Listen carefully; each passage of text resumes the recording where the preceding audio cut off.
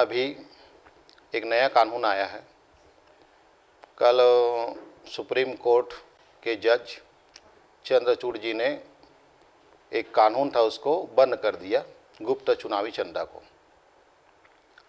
लेकिन ये संविधान से जुड़ा हुआ है और संविधान को सत्ता में रहने वाले लोग कैसे तोड़ते हैं, ये श्रेष्ठ उदाहरण अपने को कल देखने को मिला। और मैं सोचा कि सच सामने आएगा।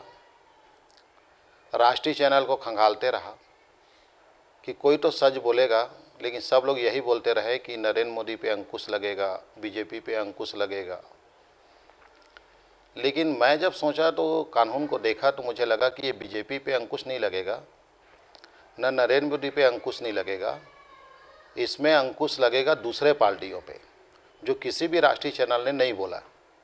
बड़ा हैरानी लगता है क्यों लोग अपने दिमाग का इस्तेमाल नहीं करते, और दिमाग का इस्तेमाल अगर यदि करते तो ये सामने आ जाता। अब नहीं आया तो हमको बनाना पड़ रहा है वीडियो।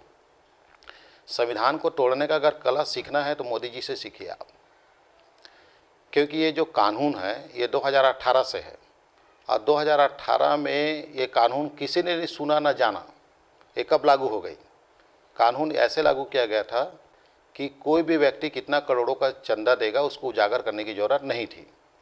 2018 में कानून लाया, करोड़ों रुपए चंदा जिस राजनीतिक पार्टी ने लेना था लिया, 19 का चुनाव जीते। अब 2024 का चुनाव 2 महीना बाकी है और इस कानून को सर्वोच्च न्यायालय का मुख्य न्यायाधीश बोलता है कल से कानून बंद हो गई। मतलब कि अब किसी को चंदा लेना है तो उस पैसे को उजागर करना पड़ेगा।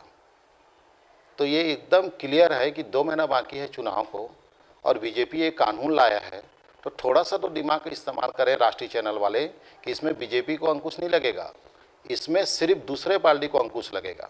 दूसरा पार्टी का व्यक्ति अगर यदि चुनावी चंदा लेगा तो उसको नाव बताना पड़ेगा।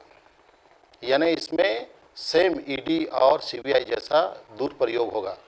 इसमें दूसरे पार्टी में जो भी कोई करोड़ों रुपया का चंदा देगा, लेने वाला और देने वाला दोनों को गिरफ्तार करेगा नरेंद्र मोदी। अब आप बोलोगे कि बीजेपी को चंदे की जरूरत नहीं है क्या? तो बीजेपी को आजीवन चंदे की जरूरत नहीं। जी हाँ, आप सही सुन रहे हैं, बीजेपी को अब कभी भी चंदे की जरूरत नहीं, क्योंकि बीजेपी को अगर यदि कभी चंदे की जरूरत पड़ेगी तो करोड़पति के पास जाएगा और जाने के बाद बोलेगा मुझे 2 करोड़ रुपया दे। फिर वो करोड़पति 2 करोड़ रुपया लेके नरेंद्र मोदी के पास जाएगा। फिर वो बोलेगा ना बाबा ना, इस नोट को मैं नहीं छूना। वो बोलेगा तुम इस नोट को लेके अयोध्या जाओ और पुरुषोत्तम श्री राम के चरणों में इसको अर्पित करो। फिर ये घूम फिर के ये पैसा बीजेपी कार्यालय दिल्ली पहुंच जाएगा। ये है फंडा, ये है संविधान को तोड़ने का तरीका।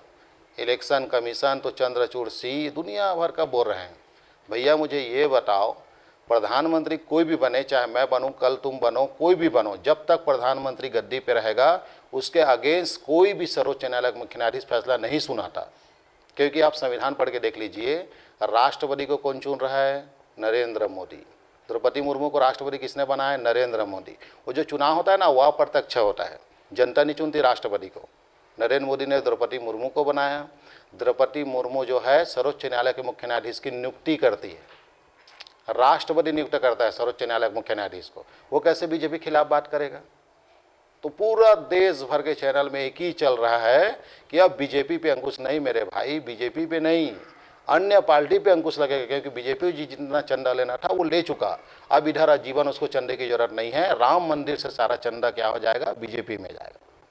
मेरे बहुत लोग खुल के बोलो बोला तो बोला हूँ भैया मैं, और ये सच्चाई है। संविधान जब जब खतरे में रहेगा ना तो सब पढ़े लिखे लोग को सामने आना ही पड़ेगा।